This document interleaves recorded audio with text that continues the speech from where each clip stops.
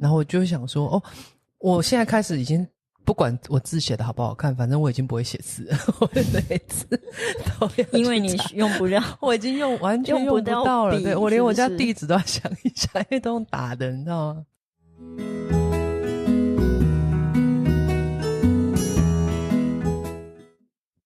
？Salut， 我是 Zephyr。这几天我突然翻到我之前的高中课本里面有一篇叫做 Mother's Hands。我突然觉得跟妈妈之间的关系就很像那篇里面说的样子。那篇里面呢，其实在说有一对母女，妈妈每天晚上在睡前都会去看着她的女儿，用手摸着她女儿，希望她能够安然入睡。然后有一天，这个女儿就突然跟妈妈说：妈，你的手好粗哦，我不想要你继续这样子摸着我的脸睡觉。然后我也想到有一次小时候也感觉妈妈的手很粗，我就把脸撇开。所以我们常常在跟妈妈之间都会有很多相处上面有很多的摩擦。那我想要问一下那个金桃姨，你跟妈妈之间的相处有没有什么样特别的故事吗？特别倒是我觉得是还好，但我觉得就像我们如果一直有在想办法走智商或什么的，就会知道其实女儿是几乎是吸取妈妈的情绪长大的。就妈妈的整个反应或者是情绪几乎都是让身为女儿的我们去消化。对，所以如果妈妈是一个比较负面或是一个比较失败，甚至是比较严格或者是各方面的话，有时候尤其是毕竟在亚洲社会里面，身为女孩子就会被赋予很多要求或责任。对，所以就会变成是说妈妈也没有办法摆脱这个所谓社会或者是这个亚洲社会放在他们身上的枷锁，就身为一位妈妈，或者她必须成为怎么样的妈妈。那她也会她没有做到的事情，或是她一路上到成为一位妈妈为止，她觉得缺憾或者是不足或是做不到的地方，她会很期望在你身上，就是你可以完成这件事情，或者是希望你再也不要跟她一样。对，有时候就会变得好像蛮极端的。对，我想到就是回忆起来过往从小到大的一个家庭教育，我妈妈其实是一个非常严格的母亲。对，然后从小时候光写字，她就会等着在旁边看你是不是能够写出正确的字。例如以前我写一个太阳的太，他就会拿着鞭子在旁边，鞭子，对，是他会拿鞭子。可是我都会在旁边等着你是那一撇是撇在左边还右边。对，那这是什么极限终极救急那种选择，弄出来就打下去。对，然后我其实对我来说，我现在还记到现在，那就是表示当下我其实是非常恐惧的。对，然后我也很害怕会在妈妈面前有犯错的这样子的一种经验。对，那我有个问题哦，我都在想说，像小时候被要求写字这件事情啊，我不晓得我们现在已经到这个年纪，然后我都很想问那些以前大人会不会觉得超浪费时间，因为现在再也没有人写字了。没有以前的这些冲突跟这些不愉快，因为写字造成的东西，我都觉得他们会不会回想起来，就是他们或许永远都没有办法想象10年后20年后他们的小孩其实再也不需要写字，字漂不漂亮根本不存在问题，因为每个人都用打的，可是他们却花好多时间，因为他们没有办法想象未来的世界里面，他们用他们可以想象的状态去要求眼前这个孩子去完成到他们要的要求这样子。然后我就想说我现在开始已经不管我字写的好不好看，反正我已经不会写字了，我的每次都要因为你用不了，我已经完全用不到了，对，我连我家地址都要想一下，因为都用打的，你知道吗？所以我都那时候就是我在整个过程，我就会想到，哇，以前我妈妈在针对也是在写字这一块，我都会想，哇，我们浪费了这么多时间，不愉快，但未来根本不需要。但是我觉得妈妈会对于这一块这么样要求，她会在你成长之后跟你说，你看，要不是我以前对你有这样要求，你的字才不会这么漂亮。可是现在字漂亮，大概只有写什么？我们现在有什么东西？我实在想不出来。但是他都会认为这是他的一个成就感，你知道吗？像以前你如果比方说什么打翻牛奶啦，打破盘子会被揍吗？我妈一定会骂我啊，就会认为说啊，你怎么这么笨拙？你怎么会？对，就会觉得你怎么不小心很笨拙，会把这件事情弄成这样。所以小时候我记得印象很深刻，就是小学生嘛，总是会有那种邻居的那个小霸王，然后我们大家一起出去玩的时候，有一些会是刻意要欺负别人的，有没有？对，那我一样啊，也会有偶尔遭遇到这样子，就是小霸王的，就是欺负。然后小时候嘛，就是想回家跟妈妈讲，然后你会期望妈妈就是说，对，说到底是哪家的小孩，对，就妈妈然后先怪你吗？做了这件事，对。可是我妈居然第一句话就说：“啊，你是不是怎么样？不然人家怎么会这样？”妈妈有时候真的是没来由的。所以你知道，我觉得我妈给我的从小的教育，让我的感觉是，我的所有的情感都没有办法从妈妈那边得到同理。对，那我就慢慢学会。有些事情，尤其是有关于情绪这件事情，是没有办法在妈妈面前好好说出来的。甚至我觉得不要在妈妈面前表达情绪，我反而不会觉得好像没有得到任何人的认同。会不会是不表达反而会比较安全？因为至少不会被骂。对啊，也不会被就是误解。对，所以我就会开始觉得所有的情绪就放在自己心里慢慢消化，这样或许还比较安全，或者是说我会觉得这样子反而能够得到另外一个比较好的结果啦。就是学习来的生存方式，你不是没有情绪，而是你选择让自己安全活下来。对，所以到长大之后，当然很多事情我也不会跟我妈分享。对，大大小小的事情啦，因为妈妈的眼光里面，她都会对任何事情带有评判。对，她会带有好坏的评判，就是她会认为说哪些是好的，哪些是不好的。但是有很多事情不是能够那么绝对二分嘛。所以我常常会觉得受到很多的伤害。就是妈妈对我做的任何事情都带有一些价值判断啊，或是是非的这样子的判断。是你会觉得是伤害吗？我会觉得是伤害。我在网络上看到一个妈妈写的，她说她女儿打翻了就是牛奶，然后那个就是 cereal 那个谷片加牛奶整个打翻，然后整地都是这样。然后她就说她就很冷静叫她女儿一起把它擦干净。然后她说那整个过程就很平静，大家把自己该做的事自己犯的错处理掉这样。然后他就说他认为上一代给我们歇斯底里不断的指责，还有情绪的发泄这些东西，他觉得他该在他这一代结束了。所以他不会把这东西给他女儿，他就认为犯错就犯错，我们赶快把事情收拾好这样。我觉得这感觉也蛮好的。就是成为了不一样的妈妈，或许你跟你的妈妈可以完全不一样。那你跟你妈妈之间的相处是怎么样的？就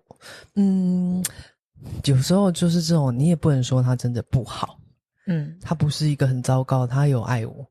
他有爱我们，他有很努力的想再爱我们。他做一个，他很努力成为一个别人眼中或是他认为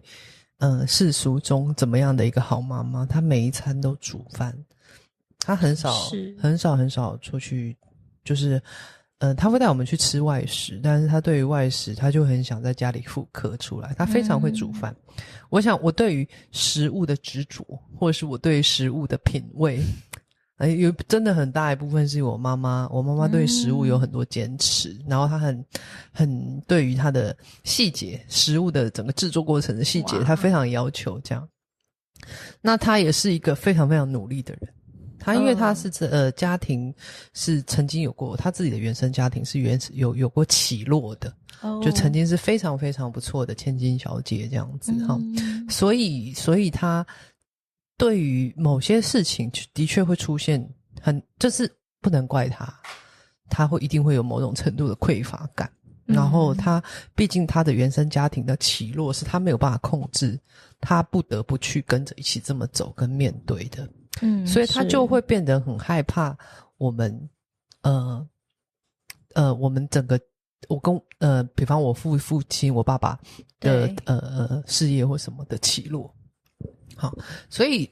我觉得他的那个匮乏感一部分就是其实也有点，你要说遗传也好，到我身上来，就是对于未来的恐惧，会对于东西的不足，或者我现在有的东西会不会下一餐就不够，或者是下个月明年永远不断的在担心未来的事这样。那这当然也是我母亲给我不断的告诉我要为未来着想，为未来准备。他永远会把未来想得很可怕这样子。对，他永远可以把所有，他当然这是一件好事，他就是说你做事一定要把你最坏打算都做好这样子。然后可是其实像我们自己在做很多新的事物的时候，你就会知道很多未来不是你用想得到的，因为你就事实上还没有到达那个阶段，或是没有那个经验，没有那个逻辑的时候，你想也是多想的。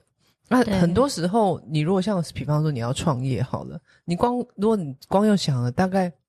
就不需要做了，因为风险太高了，就基本上好好领人家薪水会是一个最有保障的事。所以妈妈也会针对这件事情会有一些阻止你啊，或恐惧，因为恐惧而她是一个我觉得很矛盾的一个，她是一个有能力的女生。然后毕竟在那个年代，然后到了一个年纪，你很难不走结婚这条路。基本上你只剩下结婚这一条路可以走，很少有不走的，通常是有问题才会不走结婚，在街坊邻居等等的，所以他走了这条路，但或许根本不是他有选择的，那是因为整个社会价值就是你基本上时间到你就得做这件事情。所以我会认为其实因为他生我的时候还不到30岁啊，我还不到30岁，我真的不觉得我有能力照顾一个孩子这样。他生我的时候还不到30岁，所以我都觉得他或许根本没有能力知道说身为一个妈妈应该怎么办。对，所以再加上他嫁进我爸爸这边是属于大家族。对，所以他其实有很长一段时间的适应不良跟整个障碍这样感觉很像那种大户人家。对对对，然后所以他很努力，然后但有些时候那真的不是控制，不是在你身上，就是你再怎么做都没有用，因为那是别人的感受或是什么之类的。对，但我必须说我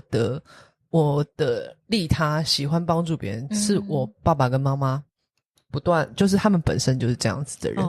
像我以前我记得我小时候国小同学有一个同学，他是好像父母离婚了，然后两边都各自有家庭，所以他两边跑，但是呢两边的自己的亲生妈妈父母都会就是把他打得很凶啊。我有看过，就是对，他是整个掀起背来是一条一条的，然后他有脱裤，就是女孩子是在厕所给我看，因为他很信任我，脱裤子给我看也都是这样藤条的痕迹这样子。那老师也知道这个问题，所以他跟我蛮好的，所以就安排我在我坐在我位置，就是我位置旁边。然后我妈妈是每天帮我带便当的人，所以她每天都会做一份给我隔壁那个同学。每天哦，对，每天她都2份便当这样，所以老师都说她是我妈妈的干女儿。对对对，就是我妈妈对于帮助别人，然后对别人好这件事情，是非常乐意做的。然后甚至是她会每天晚上煮很多东西，然后分给邻居的小孩，或者是分给他，很乐意布施，然后很乐意分享这样子。他是一个非常非常善良的人，他对别人非常非常善良，可是他对自己非常严苛，对自己人非常严苛，所以他就会认为他自己做不够好了，他会希望我也要做到，然后也希望他不足或是遗憾的地方，希望我来弥补。那主要她是一个牡羊座的女生，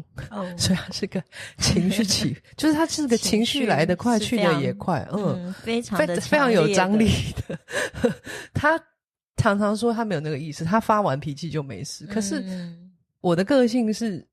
你发完对我来讲，她就是已经划了一刀了，对，我就受伤了。对，所以我尤其因为我那么小，我完全没有办法去理解我妈妈的情绪到底从哪来的，为什么会这么没来由，然后就结束了。然后他跟我爸爸跟我弟弟还有反正家人之间的冲突的那个情绪，我都没有办法消化。那因为我妈妈在我大概国小左右吧，她其实有一段时间，我认为那个其实就是忧郁症了。她在大家族的适应严重不良。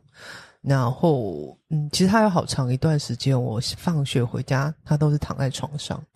都一直在睡觉，没有办法跟大家接触这样。他没有办法，他就是他连做家务什么都会有困难。然后就是我爸就会说妈妈今天不舒服，就让他睡这样子。可是很长一段时间，可是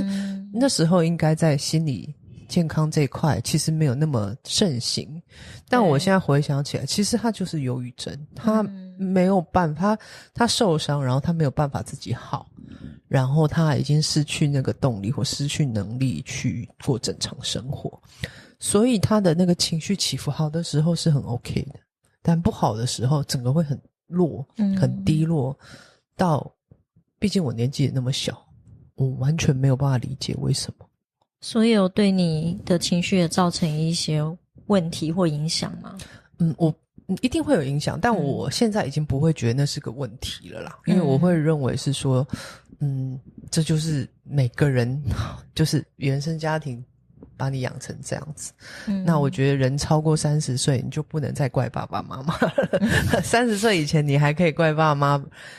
给你的什么伤害你或什么，可是30岁之后我觉得我们已经有选择有能力去替自己做些什么，然后我们也有能力去了解些什么了。那因为其实我从小就很会有一个叫抠皮症，就是我会把我对于我的指甲旁边白白的东西我没有办法接受看到它白白，我一定要把它抠干净或清干净，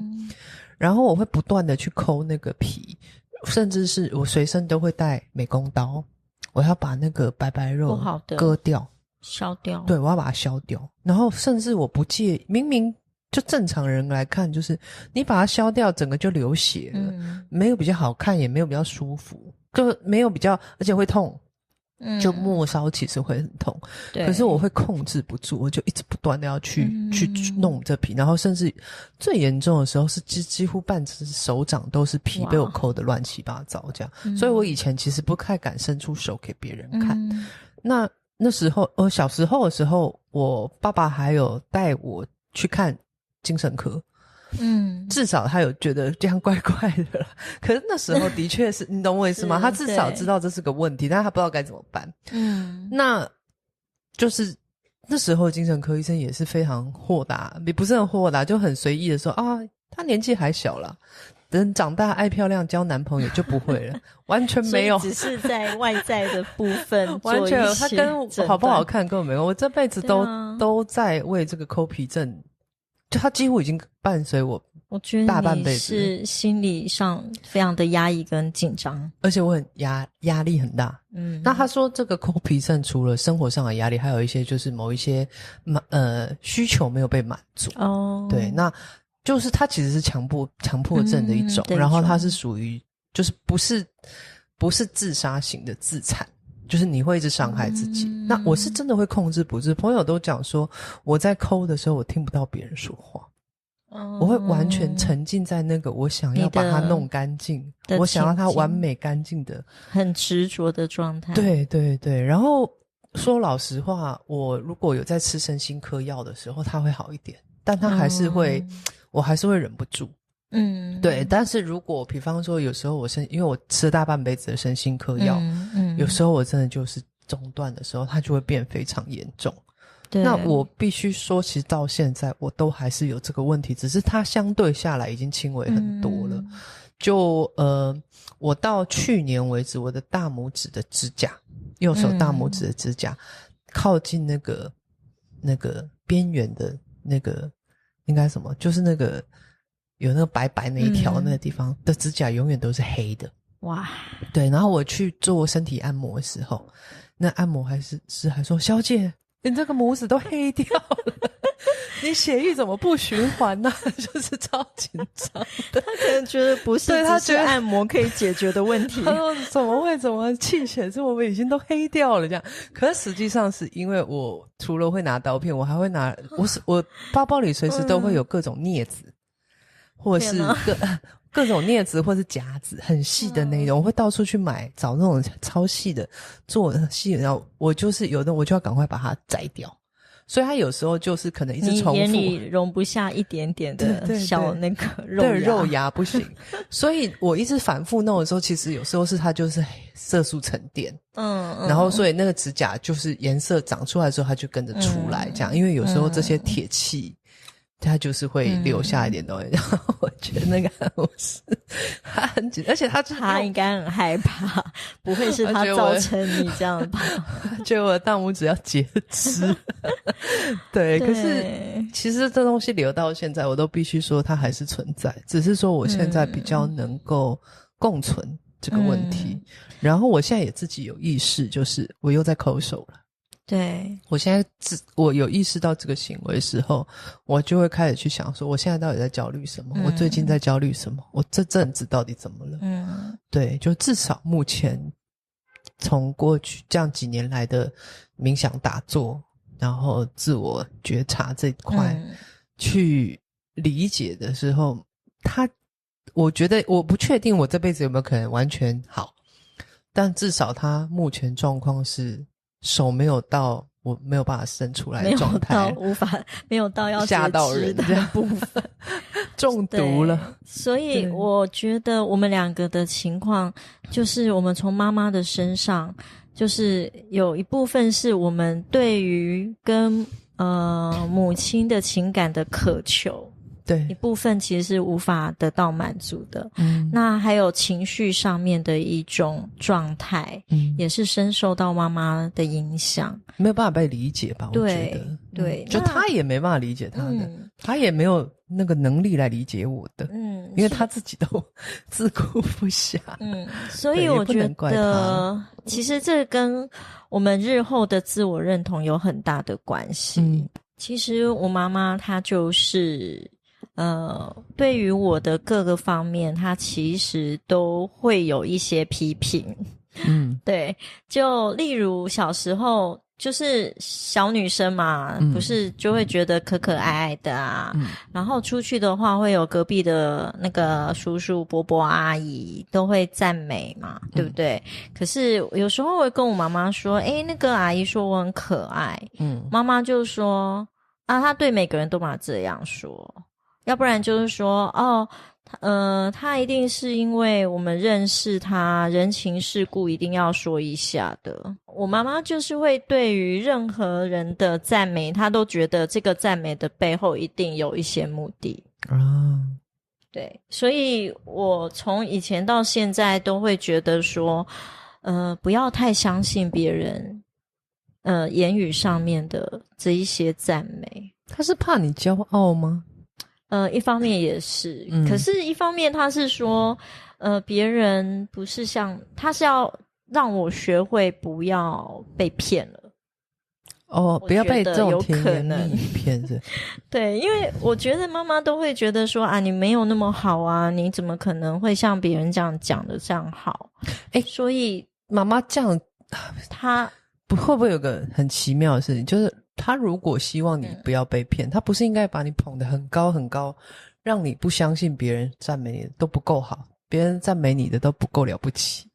他如果把你压下来，那这样别人随便捧你一下，反而更容易觉得你更容易被骗，不是吗？可是我觉得妈妈都会觉得外面的人讲的话都是带有点对危险的，所以你要特别注意，不要轻易相信每个人说的话。他教给我的是这些，对，所以我其实从这一些批评当中啊，我常常会觉得慢慢养成我对自我的认同，就是我不够好，对，然后我怎么做都没有办法达到我妈想要的那个样子，对，所以我很多方面其实是不自信的，不管在各个方面，工作、学业，或者甚至你说有很多的喜好或什么，他会认为说做这些没有什么用啊，所以他会带着他的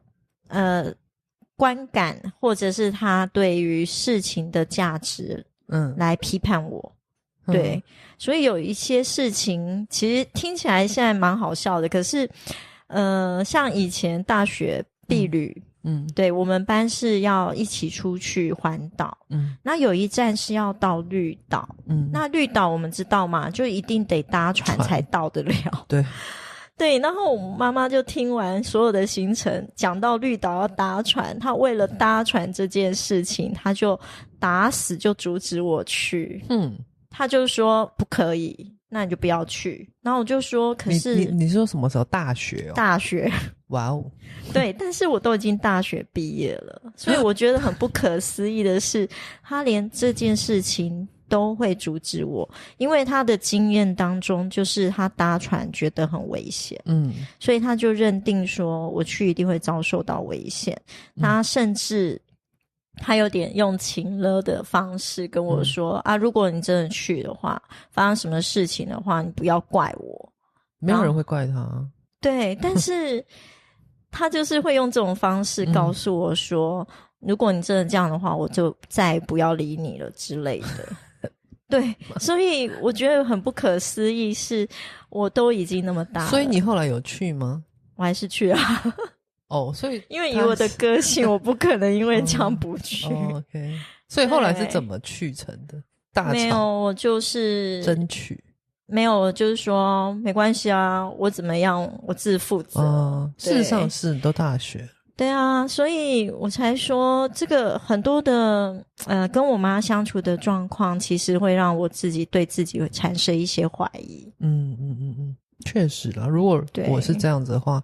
如果我妈是这样的话，我可能什么也都不想讲，因为讲出来绝对没有好事，只会更多冲突跟没错，更多的就是你知道意外点。对，因为妈妈总是会用她自己的价值观放在你的身上，难免的啦。我记得以前我后来想去香港，我想去香港找朋友，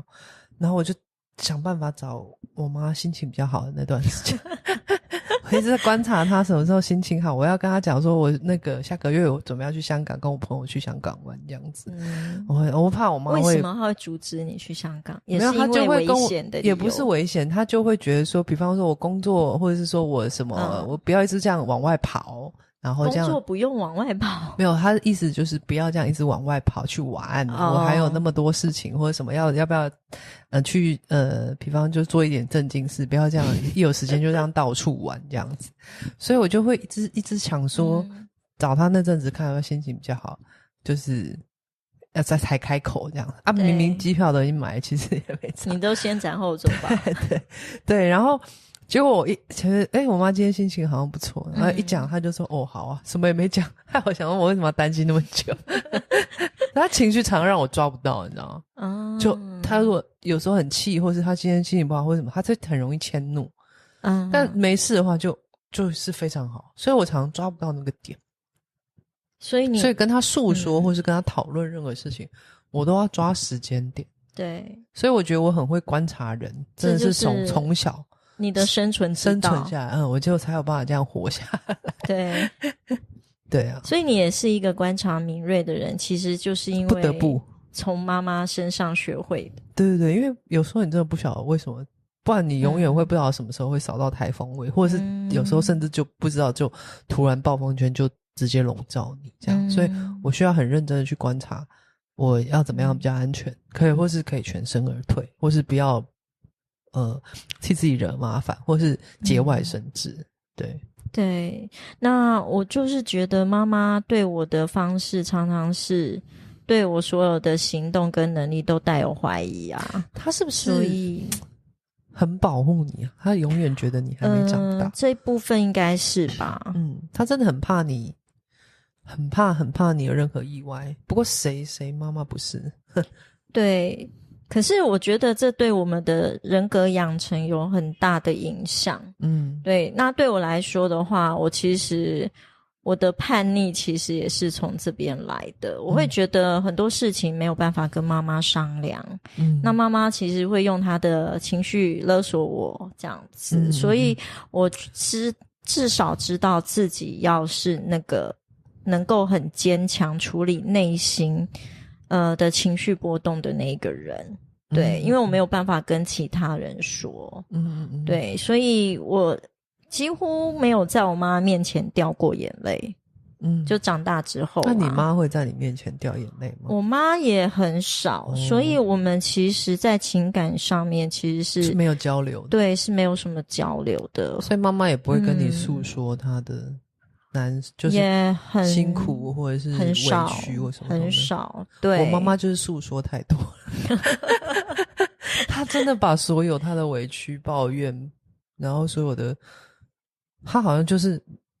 全部讲给我听这样。可是她完全忘了我的年龄没有办法消化这些。或许那个是因为你可能是她唯一可以诉说的对象。事实上还有我好像听得懂。我会有反应。我好像就是我不会觉得烦，也不会觉得你乱想，或者不会去否定他，我就是听，所以他会一直说。可是我听是因为其实我不知道怎么反应。对，他的情绪，他可能觉得你是一个很好的倾听者。对，就或许这样从小练来的，长大也是。对，所以我觉得有时候对我来讲，我会很想要寻求自我。就是我会想要赶快长大，然后甚至想说我要离开这个家，离开这个家之后我就可以做自己啊。所以我之前其实也是一个很叛逆的小孩，我只要觉得跟妈妈无法沟通，我就离家出走。对，我就自己搬出去住，因为我觉得有一方面这就是证明说我其实是可以自己独立的。对。那然后在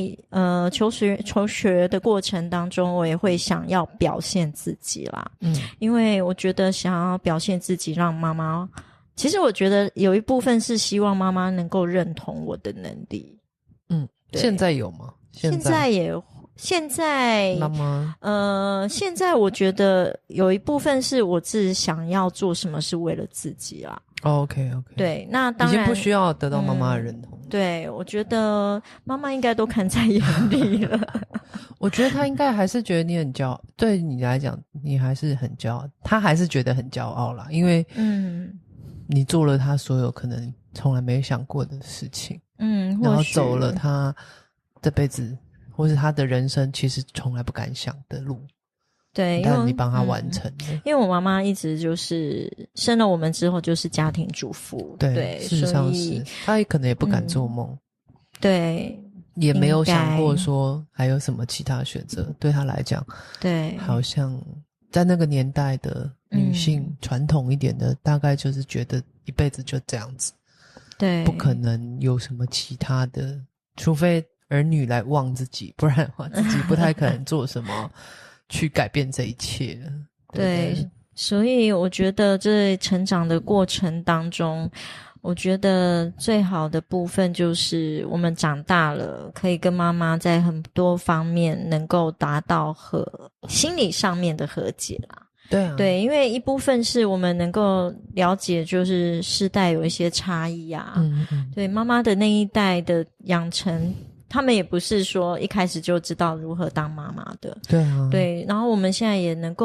比较能够接受她跟我们是不一样的。那我们可以理解不一样的部分。那就是也可以借由自我觉察，那我们可以去多观察自己的需求，而不是一味的听从妈妈给你的一些教导或要求。对啊，像我现在自己的最大的感触就是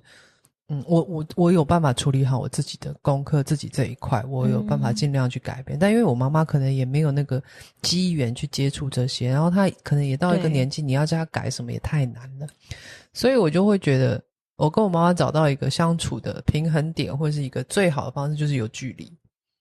就有一点距离这样。那我会觉得就是我不是因为觉得我妈妈不好或什么一样，她就是在有好有坏，她也曾经伤害过可是她一样相对也是鼓励我，就是还有很多鼓励我的地方，也给我很多安全，就是某一些的安全感等等。那所以我跟她相处，我开始突然理解，就是我妈妈像是一把刀，刀子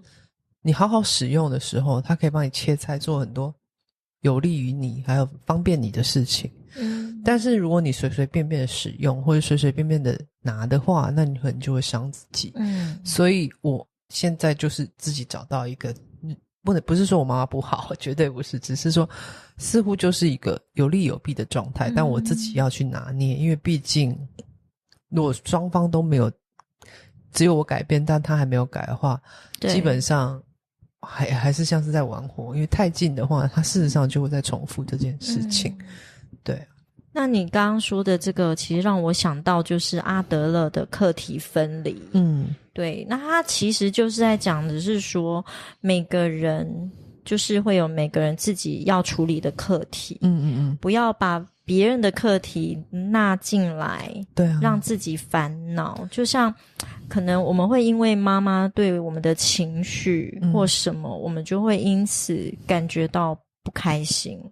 对，那我们可能在课题分离的这一块的时候，会去思考说，你先把自己保留下来，你自己的原本你的样子。对，然后就是针对这个问题去厘清。就是不要把情绪纳入里面去那个考量，那就是各自来处理自己各自应该处理的问题，这样就好了。对，如果我们真的能够帮助妈妈或是一起把问题解决，能够解决就可以。那如果不能解决，就让之后慢慢我们再去看看要如何去有更好的处理方式。像之前我的咨商师就会问我说你这些那你有原谅妈妈吗？这样他这样问我，我说老实话，我到现在我其实没有讲所谓的原不原谅，就是但是我不会否认我受伤了，但我不会怪他，就他这样伤我真的很奇怪，我的路也走得很辛苦这样，但我事实上说我不想否定这件事情，我也不想假装自己没有受伤，假装没错妈妈对，但是事实上我受伤，事实上是妈妈造成的，但是我不需要，我也知道他有可能继续会伤到我，所以我说我没有所谓原不原，我不会因为这样就以后他伤害我都没有关系，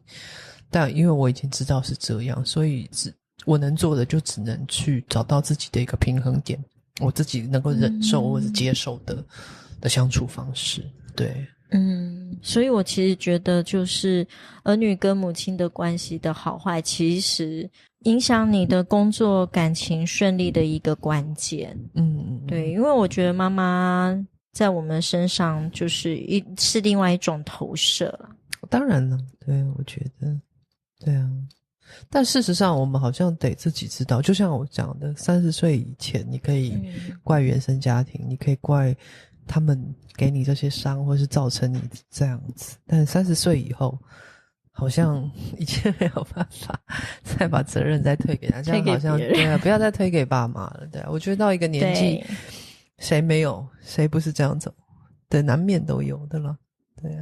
对，所以我们从现在开始就是好好看清自己的样子。对啊，我觉得妈妈父母搞砸你的人生一部分，但你不要接着自己搞砸自己的比较重要。后半生对啊，接下半生你不要自己搞砸这样，你搞砸少一点都好吧。对，没错。对啊，好，那我们今天跟妈妈的回忆就讲到这里了。OK，好，那就先说拜拜。